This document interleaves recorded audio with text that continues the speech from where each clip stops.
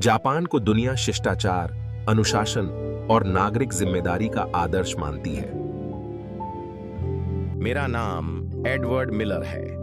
मैं मूल रूप से कनाडा से हूं। पिछले 22 वर्षों से मैं शिक्षा के क्षेत्र में काम कर रहा हूं। मैंने बच्चों को केवल किताबें नहीं पढ़ाई, मैंने समाज को पढ़ने की कोशिश की है। मेरी पढ़ाई सामाजिक मनोविज्ञान, सोशल साइकोलॉजी में हुई है और पिछले 1 दशक से मैं अलग अलग देशों में बच्चों के व्यवहार और सामाजिक मूल्यों पर शोध करता आ रहा हूं। मैंने यूरोप में पढ़ाया, मैंने उत्तरी अमेरिका में पढ़ाया, मैंने जापान और पूर्वी एशिया में स्कूलों के साथ काम किया और हर जगह एक बात बहुत गर्व से कही जाती थी, हम सभ्य हैं, हम अनुशासित हैं, हम विकसित हैं। खासकर जापान को दुनिया शिष्टाचार, अनुशासन और नागरिक जिम्मेदारी का आदर्श मानती है और मैं भी यही मानता था। लेकिन आज जब मैं यह कहानी सुना रहा हूं तो यह स्वीकार करना मेरे लिए आसान नहीं है कि मेरा सबसे सफल माना जाने वाला सामाजिक प्रयोग जापान में असफल हुआ और वही प्रयोग भारत में पूरी मानवता के साथ सफल हो गया। प्रयोग की शुरुआत यह सब शुरू हुआ न्यूयॉर्क के एक अंतरराष्ट्रीय शिक्षा सम्मेलन से। एक बड़ी स्क्रीन पर दुनिया के अलग अलग देशों की रिपोर्ट दिखाई जा रही थी। ग्राफ, आंकड़े, चार्ट, हर देश अपने सिस्टम की तारीफ कर रहा था। लेकिन मेरे मन में एक सवाल लगातार घूम रहा था, क्या सभ्यता केवल नियमों से मापी जा सकती है या असली सभ्यता संकट के क्षण में सामने आती है? मैंने वही सवाल मंच पर पूछ लिया। हॉल कुछ सेकंड के लिए शांत हो गया। फिर मैंने कहा, मैं बच्चों के साथ एक साधारण सामाजिक प्रयोग करना चाहता हूं। कोई बड़ा टेस्ट नहीं, कोई भाषण नहीं, कोई स्क्रिप्ट नहीं, बस एक सच्चा पल। सामाजिक प्रयोग क्या था? प्रयोग बेहद सरल था। एक बुजुर्ग व्यक्ति, अभिनेता नहीं बल्कि वास्तविक बुजुर्ग स्वयंसेवक, एक व्यस्त सड़क या सार्वजनिक स्थान पर धीरे चलेंगे, असहाय दिखेंगे, कभी रास्ता पार नहीं कर पाएंगे, कभी सामान गिरा देंगे और कैमरा केवल यह देखेगा। क्या बच्चे मदद करते हैं? क्या वे रुकते हैं? क्या वे संवेदना दिखाते हैं? कोई निर्देश नहीं, कोई दबाव नहीं, केवल स्वाभाविक प्रतिक्रिया। पहला देश जापान को मैंने पहले चुना। क्यों? क्योंकि दुनिया मानती है जापान सबसे अनुशासित समाज है। मुझे भी यही उम्मीद थी। हम टोक्यो पहुंचे। शहर चमकता हुआ था, साफ, शांत, व्यवस्थित। स्कूल के बाहर पैदल पारपट, ज़ीब्रा क्रॉसिंग, हरी बत्ती 35 सेकंड की। एक 72 वर्षीय बुजुर्ग धीरे धीरे सड़क पार करने लगे। कैमरा चल रहा था, बच्चे आ रहे थे। जो मैंने देखा उसने मुझे चुप करा दिया। पहला बच्चा आया, उसने बुजुर्ग को देखा, घड़ी की ओर देखा और आगे बढ़ गया। दूसरा बच्चा रुका 1 सेकंड के लिए, फिर अपनी स्कूल बैग कसकर पकड़ी और तेजी से निकल गया। तीसरा बच्चा बुजुर्ग के पीछे खड़ा रहा, लेकिन मदद नहीं की। बत्ती लाल हो गई, बुजुर्ग बीच सड़क में रह गए। कारें रुकी रहीं, नियमों के कारण। लेकिन एक भी बच्चे ने हाथ नहीं बढ़ाया। मैं बहाने ढूंढने लगा। मैंने खुद से कहा, शायद वे शर्मीले हैं, शायद उन्हें नियम तोड़ने की अनुमति नहीं है, शायद यह सिर्फ संयोग है। हमने यह प्रयोग अलग अलग जगहों पर दोहराया। स्कूल के पास, पार्क में, मेट्रो स्टेशन के बाहर। परिणाम लगभग एक जैसे। बच्चे नियमों का पालन कर रहे थे, लेकिन दिल से कोई नहीं जुड़ रहा था। एक दृश्य तो आज भी मेरे जहन में चुभता है। एक बुजुर्ग ने जानबूझकर अपना बैग गिरा दिया। 3 बच्चे पास से गुजरे। एक ने देखा, दूसरे ने देखा, तीसरे ने धीमी आवाज में कहा, अजीब आदमी है, और वे आगे बढ़ गए। उस रात मैं सो नहीं पाया। होटल के कमरे में मैं देर रात तक बैठा रहा। क्या यह वही समाज है जिसे हम आदर्श कहते हैं? अनुशासन था, व्यवस्था थी, लेकिन संवेदना कहां थी? मैंने अपने नोट्स में लिखा, जापान में नियम मजबूत हैं, लेकिन करुणा मौन है। फिर आया भारत। ईमानदारी से कहूं, भारत मेरी प्राथमिकता नहीं था। सम्मेलन में किसी ने कहा था, भारत, वहां तो अव्यवस्था है, भीड़, बच्चे शोर मचाते हैं। मेरे भीतर भी वही पूर्व धारणा थी, लेकिन प्रोजेक्ट पूरा करने के लिए एक देश और चाहिए था। मैंने कहा, ठीक है, भारत देखते हैं। उस समय मुझे जरा भी अंदाजा नहीं था कि भारत मेरे पूरे शोध की दिशा बदल देगा। और मेरी सोच भी। जब मैंने भारत आने का फैसला किया था तो मेरे मन में कोई उत्साह नहीं था। ईमानदारी से कहूं, यह सिर्फ एक फॉर्मेलिटी थी। जापान में प्रयोग असफल रहा था, चीन के परिणाम भी निराशाजनक थे, और मेरे मन में कहीं ना कहीं यह बैठ चुका था कि शायद आज की दुनिया में बच्चों से मानवीय संवेदना की उम्मीद करना एक आदर्शवादी सोच है। भारत मेरे लिए बस एक और डेटा पॉइंट था, एक ऐसा देश जिसे पश्चिम अक्सर संभावना के रूप में देखता है, लेकिन उदाहरण के रूप में नहीं। भारत की धरती पर पहला कदम हमारी फ्लाइट देर रात नई दिल्ली के इंदिरा गांधी अंतर्राष्ट्रीय हवाई अड्डे पर उतरी। लंबी यात्रा के बाद मैं थका हुआ था। मेरे साथ मेरी छोटी टीम थी, एक कैमरामैन, एक शोध सहायक और एक स्थानीय समन्वयक जिसे हम पहली बार मिलने वाले थे। एयरपोर्ट पर उतरते ही मैंने वही उम्मीद की भीड़, अव्यवस्था, अराजकता, लेकिन जो मैंने देखा वह मेरी कल्पना से बिल्कुल अलग था। पहला झटका, व्यवस्था और सहजता। इमिग्रेशन काउंटर पर लोग कतार में खड़े थे, कोई धक्का नहीं, कोई चीख चिल्लाहट नहीं। एक अधिकारी ने पासपोर्ट लिया, मुस्कुराकर कहा, वेलकम टू इंडिया सर। यह वाक्य मैंने कई देशों में सुना था, लेकिन यहां उसमें एक औपचारिकता नहीं, एक अपनापन था। वह छोटी सी घटना जिसने मुझे सोचने पर मजबूर किया। जैसे ही हम सामान लेने वाले क्षेत्र की ओर बढ़े, मेरे शोध सहायक का बैग गलती से ट्रॉली से फिसल गया। लैपटॉप, कागज, कैमरा, एक्सेसरीज सब जमीन पर फैल गए। मैंने सोचा अब देखते हैं, लेकिन उससे पहले कि मैं कुछ कह पाता, दो भारतीय युवक दौड़ कर आए। सर कोई दिक्कत? लाइए मैं उठा देता हूं। एक ने बिना पूछे बैग उठा लिया, दूसरे ने सामान समेटा और तीसरे ने बस इतना कहा, टेंशन मत लीजिए, हो जाता है। कोई कैमरा नहीं देख रहा था, कोई प्रयोग नहीं था, यह स्वाभाविक प्रतिक्रिया थी। मेरे अंदर पहला सवाल उठा। मैंने खुद से पूछा, क्या यह संयोग है या यह इस समाज का स्वभाव है? मैं अभी भी संशय में था। एक सामाजिक शोधकर्ता के तौर पर मैं जानता हूं, पहला प्रभाव अक्सर धोखा दे सकता है। शहर की पहली झलक होटल पहुंचने से पहले हमने मेट्रो लेने का फैसला किया। दिल्ली मेट्रो? मेरे दिमाग में मेट्रो का मतलब था शोर, भीड़, धक्का।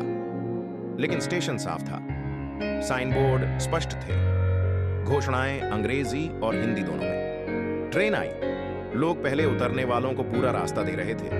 मैंने नोट किया कोई नियम बोर्ड नहीं दिख रहा था, फिर भी लोग नियम निभा रहे थे। एक छोटा दृश्य, बड़ी बात, ट्रेन में एक बुजुर्ग महिला चढ़ी, भीड़ थी, लेकिन बिना किसी घोषणा के दो किशोर लड़के खड़े हो गए। एक ने कहा, आंटी आप बैठ जाइए।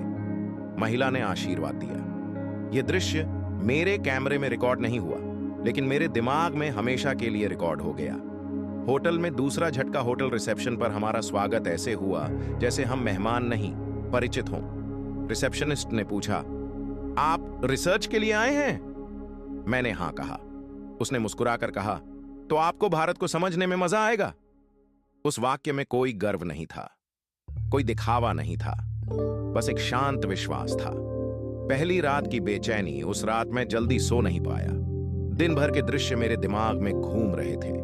मैंने अपने नोट्स में लिखा, भारत अव्यवस्थित नहीं है, यह बस पश्चिमी पैमाने से अलग है। और फिर मैंने जोड़ा, यहां व्यवस्था नियमों से नहीं, रिश्तों से चलती है।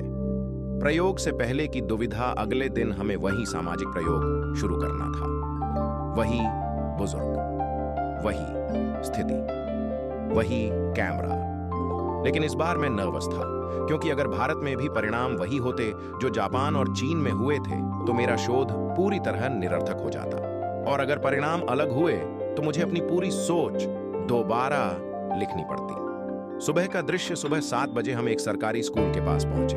बच्चे स्कूल जा रहे थे, कोई हंस रहा था, कोई दोस्तों से बातें कर रहा था, कोई अपने छोटे भाई बहन का हाथ पकड़े था। यह कोई परफेक्ट दृश्य नहीं था, लेकिन यह जीवंत था। कैमरा ऑन हुआ। मेरे स्वयं सेवक, एक 70 वर्षीय भारतीय सज्जन, धीरे धीरे सड़क पार करने लगे।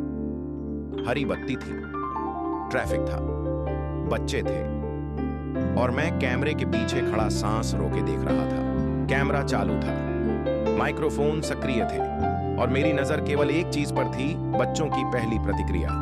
ये वही प्रयोग था जो जापान में विफल हुआ था, वही परिदृश्य, वही परिस्थितियां, बस देश बदला था और शायद लोग भी। प्रयोग का पहला क्षण, हरी बत्ती जली। मेरे स्वयं सेवक करीब 70 वर्ष के भारतीय सज्जन धीरे धीरे सड़क पार करने लगे। उनकी चाल जानबूझकर धीमी थी। एक हाथ में छोटा सा थैला, दूसरे हाथ में हल्का कंपाता सहारा। बच्चों का एक समूह सड़क के किनारे खड़ा था। वे स्कूल यूनिफॉर्म में थे, साफ, सादे, साधारण। कोई निर्देश नहीं दिया गया था, कोई संकेत नहीं, सिर्फ एक वास्तविक स्थिति। पहली प्रतिक्रिया जैसे ही बुजुर्ग सड़क के बीच पहुंचे, एक छोटा सा लड़का अचानक रुका। उसने अपने दोस्त की बांह पकड़ी और कहा, रुको, दादाजी हैं। उसकी आवाज में न कोई डर था, न कोई भ्रम, बस एक सहज समझ। वह दृश्य जिसे मैं कभी नहीं भूल पाऊंगा। 2 सेकंड के भीतर 3 बच्चे सड़क की ओर दौड़े। एक ने बुजुर्ग का हाथ थाम लिया, दूसरे ने उनका थैला संभाला, तीसरे ने पीछे मुड़कर आते हुए वाहनों को इशारा किया। अंकल रुकिए। मैंने कैमरे की ओर नहीं देखा, मैं बच्चों को देख रहा था। वे घबराए नहीं थे, वे प्रशिक्षित नहीं लग रहे थे, वे बस मानव थे। ड्राइवरों की प्रतिक्रिया और फिर एक और चौंकाने वाला दृश्य हुआ। एक मोटरसाइकिल सवार जो तेजी से आ रहा था, उसने खुद ही ब्रेक लगा दिए। कोई हॉर्न नहीं, कोई गुस्सा नहीं। एक कार रुकी, फिर दूसरी। बुजुर्ग आराम से सड़क पार कर गए और जैसे ही वे किनारे पहुंचे, बच्चों ने हल्की मुस्कान के साथ कहा, दादाजी अब ठीक है। मेरे शब्द खत्म हो गए, मेरे मुंह से एक भी शब्द नहीं निकल पाया। मैंने कई वर्षों तक ग्राफ और आंकड़ों में मानव व्यवहार को मापा था, लेकिन यह किसी चार्ट में फिट नहीं होता था। दूसरा प्रयोग और गहराई, एक सामाजिक प्रयोग एक बार से सिद्ध नहीं होता। हमने इसे दोहराया। अलग स्कूल, अलग समय, अलग स्थान। इस बार बुजुर्ग ने जानबूझकर अपना थैला गिरा दिया। प्रतिक्रिया और भी तेज। थैला जमीन पर गिरते ही 4 बच्चे लगभग दौड़ते हुए आए। एक लड़की ने कहा, आपको चोट तो नहीं लगी? दूसरे ने सामान उठाया, तीसरे ने पानी की बोतल निकाली और कहा, पानी पी लीजिए। और चौथा बच्चा, उसने चुपचाप अपना फोन निकाला। वह कॉल जिसने मुझे हिला दिया, वह बच्चा मुश्किल से 11 साल का होगा। उसने फोन मिलाया, हेलो 100, यहां एक बुजुर्ग गिर गए हैं, हम उनके साथ हैं, कृपया जल्दी आइए। उसकी आवाज स्थिर थी, स्पष्ट थी, जिम्मेदार थी, कोई घबराहट नहीं। 5 मिनट बाद दूर से सायरन की आवाज आई। एम्बुलेंस पहुंची, स्वास्थ्य कर्मी आए, उन्होंने बुजुर्ग की जांच की। सब कुछ व्यवस्थित था, शांत था। मैं सोच रहा था, जापान में यह दृश्य असंभव था और यहां यह स्वाभाविक है। बच्चों से बातचीत प्रयोग के बाद मैंने बच्चों से बात की। मैंने पूछा, तुम लोग क्यों रुके? एक लड़के ने जवाब दिया, सर अगर हमारे दादा होते तो हमें भी कोई मदद करता ना। एक लड़की ने कहा, स्कूल में हमें सिखाया जाता है कि बड़ों की मदद करना हमारा धर्म है। मेरी नोटबुक में लिखा गया। सच, मैंने अपने नोट्स में लिखा, भारत में बच्चों को केवल नियम नहीं सिखाए जाते, उन्हें रिश्ते सिखाए जाते हैं। तुलना अपने आप हो गई। मुझे जापान याद आया। वहां नियम थे, अनुशासन था, व्यवस्था थी, लेकिन हाथ आगे नहीं बढ़ा। यहां शोर था, भीड़ थी, अव्यवस्था दिखती थी, लेकिन दिल आगे बढ़ा। मेरी आंखें नम थीं। मैं एक शोधकर्ता हूं, मैं भावुक नहीं होता, लेकिन उस दिन मेरी आंखें खुद को रोक नहीं पाईं, क्योंकि यह सिर्फ एक प्रयोग नहीं था, यह एक समाज का आईना था। उस दिन के प्रयोग के बाद मैं तुरंत होटल वापस नहीं गया।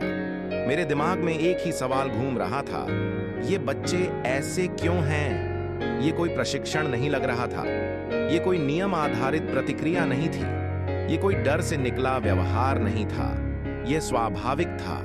और किसी भी समाज में स्वाभाविक व्यवहार उसकी शिक्षा और संस्कारों से आता है। स्कूल की ओर पहला कदम। अगले दिन मैंने एक स्थानीय सरकारी स्कूल में जाने की अनुमति मांगी।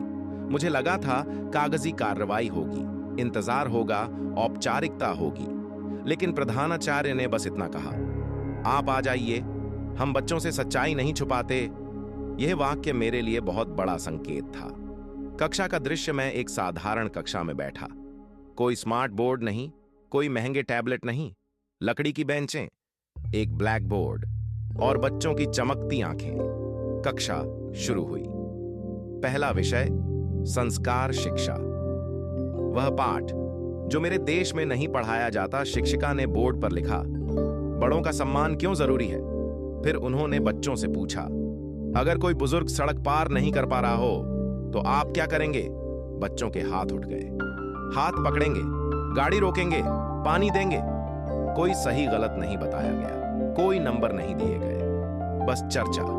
मुझे एहसास हुआ यही फर्क है। पश्चिमी शिक्षा में हम बच्चों को सिखाते हैं क्या सही है, क्या गलत है और क्या नियम है, लेकिन यहां बच्चों को सिखाया जाता है किसके लिए रुकना जरूरी है। शिक्षकों से बातचीत। मैंने शिक्षिका से पूछा, आप बच्चों को यह क्यों सिखाती हैं? उन्होंने मुस्कुराकर कहा, सर, पढ़ाई जरूरी है, लेकिन इंसान बनना उससे भी जरूरी। यह वाक्य मेरे नोट्स में नहीं गया, यह सीधे मेरे दिल में गया। घरों की भूमिका। मैंने कुछ अभिभावकों से भी बात की। एक मां ने कहा, हम रोज बच्चों को कहते हैं अगर कोई गिर जाए तो पहले उठाओ फिर पूछो। एक पिता बोले, बच्चा वही करता है जो वह घर में देखता है। पूरा चित्र साफ होने लगा। अब मुझे समझ आने लगा, यह सिर्फ स्कूल नहीं है, यह सिर्फ शिक्षक नहीं है, यह परिवार, मोहल्ला पेट समाज सब मिलकर एक बच्चे को गढ़ते हैं। जापान की याद फिर आई। मुझे जापान के स्कूल याद आए। वहां बच्चे शांत थे, अनुशासित थे, आज्ञाकारी थे, लेकिन उन्हें रुकना नहीं सिखाया गया था। उन्हें हस्तक्षेप करना नहीं सिखाया गया था। मेरी डायरी में लिखा गया निर्णायक वाक्य। उस शाम मैंने अपनी डायरी में लिखा, जापान बच्चों को अच्छे नागरिक बनाता है, भारत बच्चों को अच्छा इंसान बनाता है। संस्कार बनाम सिस्टम। यहां मुझे एक बड़ा फर्क दिखा। सिस्टम संस्कार नियम से चलता है, रिश्ते से चलता है, आदेश से नियंत्रित, करुणा से प्रेरित, दंड से डरता है, संवेदना से जुड़ता है। मेरी अंदरूनी स्वीकारोक्ति मुझे यह मानना पड़ा। मैं वर्षों से गलत प्रश्न पूछ रहा था। मैं पूछता था, बच्चे नियम क्यों नहीं मानते? भारत ने मुझे सिखाया, सही सवाल है, बच्चे किसी के लिए रुकते क्यों हैं? भारत में किए गए उस सामाजिक प्रयोग के बाद मेरे भीतर एक अजीब सी बेचैनी थी। एक शोधकर्ता के तौर पर मैं उत्साहित होना चाहता था, लेकिन एक इंसान के तौर पर मैं थोड़ा डरा हुआ था, क्योंकि अब मेरे पास ऐसे तथ्य थे जो वर्षों से चली आ रही वैश्विक धारणाओं को चुनौती देते थे।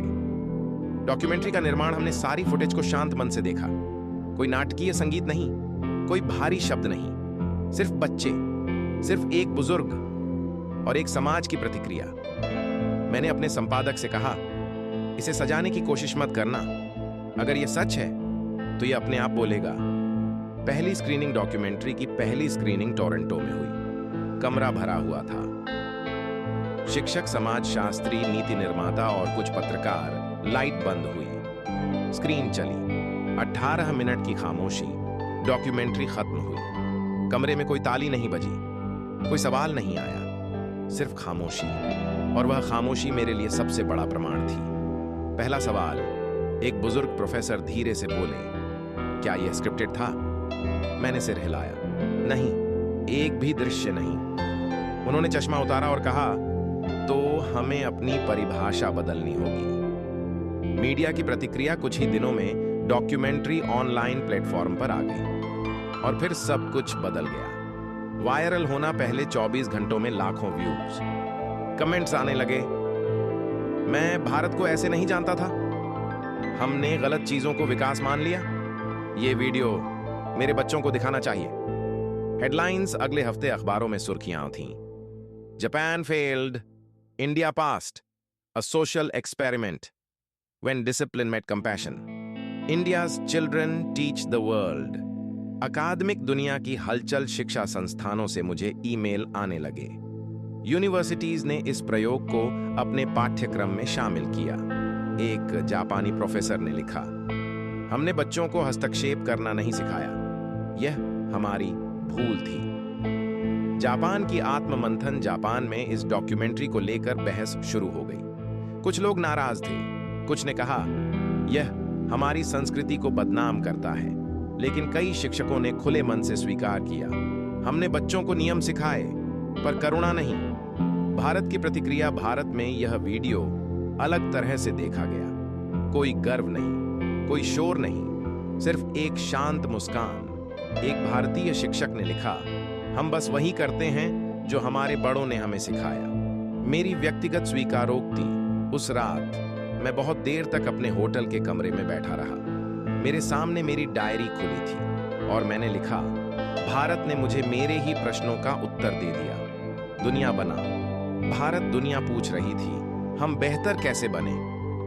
भारत ने बिना बोले कहा, पहले इंसान बनो। यह सिर्फ एक देश की बात नहीं। मुझे समझ आ गया, यह जापान बनाम भारत नहीं है।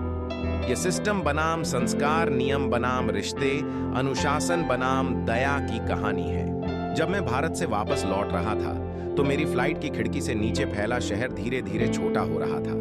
लेकिन अजीब बात यह थी, भारत मेरे भीतर बड़ा होता जा रहा था। मैं वही व्यक्ति नहीं था जो कुछ हफ्ते पहले एक अकादमिक प्रयोग के लिए यहां आया था। मैं बदला हुआ था। वापसी की उड़ान। अंदर का शोर। मेरे चारों ओर लोग फिल्में देख रहे थे, खाना खा रहे थे, सो रहे थे, और मैं अपनी आंखें बंद किए सिर्फ एक दृश्य दोहरा रहा था। एक बच्चा जो सड़क के बीच एक अजनबी बुजुर्ग का हाथ थामे खड़ा था।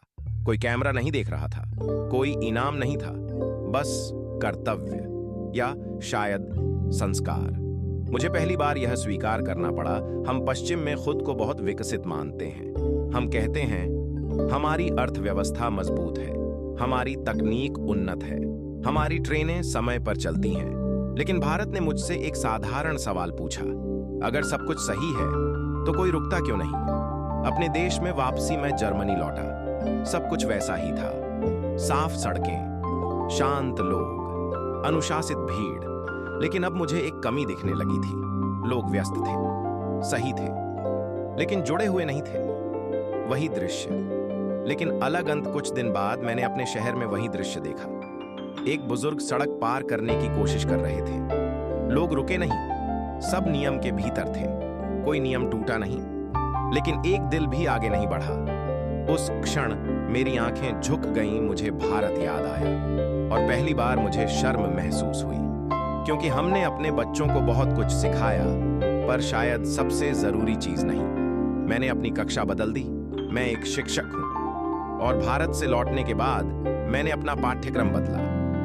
अब मेरी कक्षा में सिर्फ समाजशास्त्र नहीं, सिर्फ व्यवहार विज्ञान नहीं, बल्कि मानवता की चर्चा होती है। छात्रों से पहला सवाल मैंने अपनी कक्षा में पूछा, अगर कोई गिर जाए तो तुम क्या करोगे?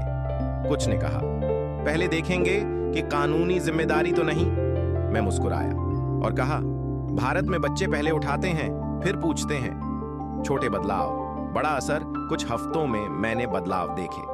छात्र सवाल पूछने लगे, मदद करने लगे, एक दूसरे को देखने लगे। यह कोई क्रांति नहीं थी, यह संक्रमण था। मेरी अंतिम रिपोर्ट, जब मैंने अपनी अंतिम रिपोर्ट जमा की तो उसमें कोई ग्राफ नहीं था, सिर्फ एक वाक्य था, विकास का असली माप यह नहीं कि सिस्टम कितना तेज है, बल्कि यह है कि इंसान कितना संवेदनशील है। दुनिया के लिए संदेश। अगर आप यह वीडियो देख रहे हैं तो शायद आप भी सोच रहे होंगे, हम कहां खड़े हैं? मेरा उत्तर सरल है, जहां इंसान पहले आता है वहीं से विकास शुरू होता है। भारत ने मुझे क्या सिखाया? भारत ने मुझे सिखाया, हर अजनबी रिश्ता हो सकता है, हर बच्चा शिक्षक हो सकता है, और हर समाज अगर चाहे तो बेहतर बन सकता है। अंतिम स्वीकारोक्ति। मैं इस कहानी को एक निष्कर्ष के साथ खत्म नहीं कर रहा, मैं इसे एक स्वीकारोक्ति के साथ खत्म कर रहा हूं। जापान अनुशासित है, भारत संवेदनशील है, और भविष्य संवेदनशीलता का है।